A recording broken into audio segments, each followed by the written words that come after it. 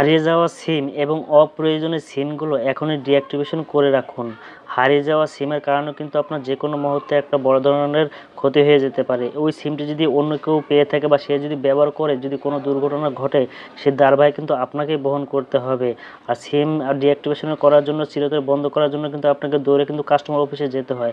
আমি দেখিয়ে দেবো আপনার হাতের ফোনটি দিয়ে 2 মিনিটে সেই হারিয়ে যাওয়া সিমটি চিরতরের জন্য বন্ধ করে দিতে পারবেন। তাহলে আপনি নিরাপদ থাকতে পারবেন, আপনার কোনো ওই সিমের কারণে কোনো ক্ষয়ক্ষতি হতে পারবে না। হারিয়ে যাওয়া সিমটি যদি গ্রামীণ ফোন হয় তাহলে মাইজিপি অ্যাপসটি আপনার ইনস্টল থাকতে হবে। তারপর অ্যাপসটি ওপেন করবেন।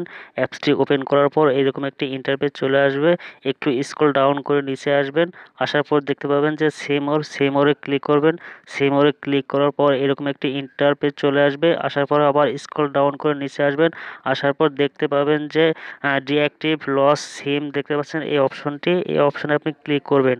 যখন এই অপশনে আপনি ক্লিক করবেন তখন সেই হারিয়ে যাওয়া সিমের নাম্বারটি আপনাকে এখানে প্রবেশ করতে হবে। যখন এখানে প্রবেশ করবেন কন্টিনিউতে ক্লিক করবেন। কন্টিনিউতে ক্লিক করার পর এরকম একটি ইন্টারফেস চলে আসবে। আসার পরে দেখতে পাচ্ছেন যে আপনার যে সিমটি এনআইডি কার্ড দিয়ে তুলেছিলেন সেই এনআইডি নাম্বারটা এখানে দিয়ে দেবেন। তারপর বার্থডে এখানে দিয়ে দেবেন। দেওয়ার পর নিচে কন্টিনিউতে ক্লিক করবেন।